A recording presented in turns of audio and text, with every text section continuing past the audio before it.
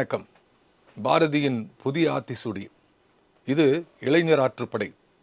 இளைஞர்களுக்காக பாரதி எழுதிய அற்புதமான படைப்பு. இதை நாம் பார்த்து கொண்டிருக்கிறோம். தொடர்ந்து இன்று ஓ என்ற எழுத்திலே ஆரம்பிக்கக்கூடிய புதிய ஆத்திசூடியினுடைய அடி என்ன என்று பார்க்கலாம். ஓ என்பதற்கு பாரதி ஓய்தல் ஒழி என்றான். என்னது அப்படின்னா ஓய்தல் ஒழி. இதில் ஓய்தல் என்பதற்கு என்ன பொருள்? ஒருவன் சோர்ந்து போய் எந்த சுறுசுறுப்பும் இல்லாமல் சோம்பலோடு உணர்வின்றி உற்சாகமின்றி ஓய்ந்து போய் கிடக்கிறான். உடல் மனம் இரண்டும் ஓய்ந்து போய் கிடக்கிறான்.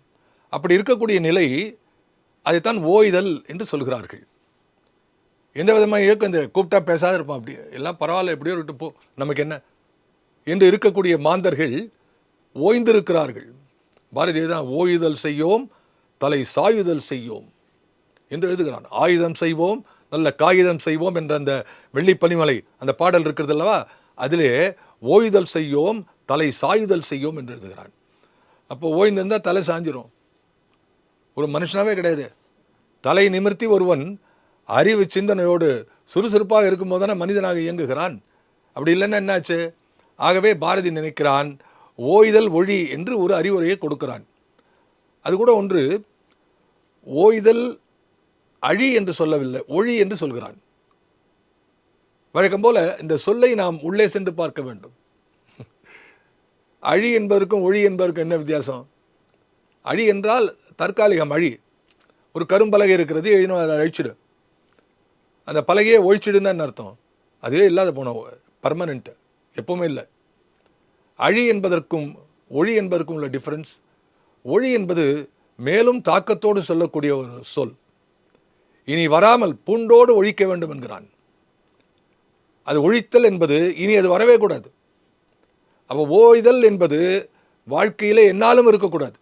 கடைசி வரை வாழ்க்கையிலே ஓடிக்கொண்டே இருக்க வேண்டும், செயலாற்றிக் கொண்டே இருக்க வேண்டும் என்பதை பாரதி சொல்கிறான். பாரதியை தவிர வேற யார் சொல்ல முடியும்? இதை அர்த்தம் புரிஞ்சுதா? வாழ்க்கையிலே ஆரம்பம் முதல் கடைசி வரை ஓடிக்கொண்டே இருக்க வேண்டும். அதுதான் ஓய்தல் ஒழி. இதை பாரதி தவிர வேறு யார் சொல்ல முடியும் என்று கேட்டேன். ஏன்னா இதை கேட்டுக்கொண்டிருக்கூடிய பல பேர் பாரதியுடைய வாழ்க்கையை படித்திருப்பீர்கள். பாரதி எப்படிப்பட்ட ஒரு மா கவிஞனாக விளங்கினான், இந்த நாட்டுக்கு என்னென்ன சேவையெல்லாம் செய்தான் என்பதை நாம் பார்த்திருக்கிறோம். அவனுடைய வாழ்க்கையிலிருந்தே நான் குறிப்பிட விரும்புகிறேன். ஆனால் அதற்கு முன்னால் இதை பற்றி ஓய்தல் ஒழி என்று சொன்னானே, இதற்கு பாரதிக்கு அடியெடுத்து கொடுத்து யார் என்று பார்த்தால் நிச்சயமாக வள்ளுவன் தான். திருக்குறள் சொல்லாது ஒன்றுமே கிடையாது. அதில் இந்த சோம்பலுக்கு ஒரு பேர் உண்டு, மடி என்று சொல்வார். தமிழில் நிறைய நான் சொல்லியிருக்கேன். தமிழில் ஒரே சொல்லுக்கு பல பொருள் இருக்கும். மடினா மடித்து வைப்பது, மடினா சோம்பல் என்பது. அவன் மடி என்பே என்பான். அதில் பாட்டில் எழுதுகிறான். அதில் அந்த குறளில் குடி என்னும் குன்றா விளக்கம் மடி என்னும் மாசூர மாய்ந்து கெடும். மடி என்னும் மாசு ஊற. மாசு என்றால் குற்றம். மடி என்பது அந்த சோம்பல் இருக்கிறதே, அந்த அந்த அந்த இயக்கமில்லாத நிலை இருக்கிறதே, எந்த சுறுசுறுப்பும் இல்லாமல் ஒருவன் ஓய்ந்திருக்கிறானே, அது என்னன்னா ஒரு குடியே கெடுத்து விடுங்கிறான். ஒரு தனி ஆளுக்கானது இல்லை. எப்படி ஒரு இப்போ சொல்கிறோம், இப்போ அறிவியலில் பார்க்கணும், ஒரு ஸ்மால் வைரஸ், ஒரு சின்ன வைரஸ், ஒரு சின்ன பாக்டீரியா இன்ஃபெக்ட் ஆனவங்களுக்கு ஒரு சின்ன பாக்டீரியா வரும், உள்ளுக்குள்ளே பெருகிடும், பல்கி பெருகிவிடும். நம்ம அறிவியலில் சொல்லும்போது நமக்கு புரிகிறது. அதே போல் இந்த ஓய்தல் என்ற இந்த சுறுசுறுப்பற்ற தாமதிக்கக்கூடிய தன்மை இருக்கிறதே, அது உங்கள் உள்ளத்திலே புகுந்து விட்டால் அது எல்லாவற்றையும் அழித்து விடும். அதுதான் வள்ளுவன் சொல்கிறான், குடி என்னும் குன்றா விளக்கம். ஒரு நல்ல குடி வாழ்க்கக்கூடிய ஒரு வாழ்வு இருக்கிறதே, அது ஒளி போல, ஒரு மிகச்சிறந்த ஒளி போல. அது இந்த மடி என்னும் மாசு ஊற, அதில் ஒரு அந்த ஒளியே மங்க செய்து விடும் என்கிறான். இது பாரதிக்கு அடியெடுத்து கொடுக்கக்கூடியது. சரி, இப்போ நம்ம பார்க்கும்போது பெரியவர்களெல்லாம், நம்ம நாட்டிலே வாழ்ந்த மிக பெரியவர்களெல்லாம் பல காலம் வாழ்ந்து கடைசி வரை உழைத்து கொண்டிருந்தார்கள். அதுதான் அந்த அந்த மனிதருக்கு அதனாலே மதிப்பு அதிகமாகிறது. இவ்வளோ உங்களுக்கு ஒரு உதாரணம் சொல்லணும்னா, தமிழ் தாத்தா யார்? தமிழ் தாத்தா உவே சாமிநாதையர். உவேசா அவர்கள் பற்றி சொன்னால் 87 வயது வாழ்ந்தார்கள். 87 வயது வாழக்கூடிய அவர் மிகுந்த முதுமை பருவத்தில் தான் என் சரித்திரம் என்று தன்னுடைய பயோகிராஃபி என்று சொல்லுவோமே, தன்னுடைய சரித்திரம், வாழ்நாள் சரித்திரம், தன்னுடைய வாழ்க்கையை பற்றிய எழுத்து, அந்த பயோகிராஃபி, ஆட்டோபயோகிராஃபி என்று சொல்வார்கள் ஆங்கிலத்தில், அந்த புத்தகத்தை அவர்கள் மிக முதிர்ந்த வயதில் தான் எழுதினார்கள். அப்போ எல்லாரும் கேட்டார்கள், தமிழ் தாத்தா என்ன பண்ணுறார்? அந்த என் சரித்திரத்தில் சின்ன வயசில் என்னெல்லாம் பண்ணோம், திண்ணை பள்ளிக்கூடத்தில் என்னெல்லாம் செய்தோம், முதல் எந்த ஆசிரியரும், பல பேர்கிட்ட அவர் வந்து தமிழ் கற்றுண்டார். கடைசியில் தான் வந்து மீனாட்சி சுந்தரம் பிள்ளையிடம் வருகிறார். அப்போது அந்த ஒவ்வொரு ஆசிரியர் பெயர், அது நடந்த நிகழ்ச்சி, நீங்களாம் நிச்சயமாக படிக்கணும். நான் எப்போவுமே இந்த நிகழ்ச்சியில் சொல்வதுண்டு, பாரதியை படிக்கும்போது தொடர்ந்து அதன் தொடர்பாக பல நூல்களையும் நீங்கள் படிக்க வேண்டும், உங்களுடைய அறிவை வளர்த்து கொள்ள வேண்டும். உவேசாவை எழுத்து படித்தா ரொம்ப சிம்பிளாக இருக்கும், எளிமையாக இருக்கும். கஷ்டமே நல்ல தமிழ், எளிமையான தமிழ். திருவிக்கா, உவேசா இவருடைய தமிழ்லாம் ரொம்ப எளிமையாக இருக்கும். அதை படித்து பார்க்கும்போது அவர் எழுதுகிறார், சின்ன வயசில் இருக்கிறதெல்லாம் முதிய பருவத்தில், எப்போ கிட்டத்தட்ட 70-80 வயசில் எழுதுகிறார். அப்போது அத்தனையும் நினைவு கூர்ந்து குறிப்பிலிருந்து எல்லாவற்றையும் எழுதி இந்த நாட்டுக்கு ஒரு ஆவணமாக விட்டு செல்கிறார். 87 வயசு. மூதறிஞர் ராஜாஜி அவர்கள் எவ்வளோ வயசு வாழ்ந்தார் தெரியுமா?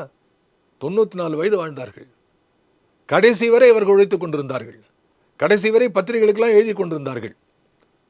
ஆக நாம் பார்க்கும்பொழுது மிகப்பெரியவர்கள் எல்லாம் எப்போவுமே ஓயாமல் சிறு வயதிலிருந்து முதிய பருவத்திலே அவர்கள் அமரராகும் வரை எழுதி கொண்டும் படித்து கொண்டும் நாட்டுக்கு உழைத்து கொண்டும் இருந்தார்கள் என்பதுதான் வரலாறு.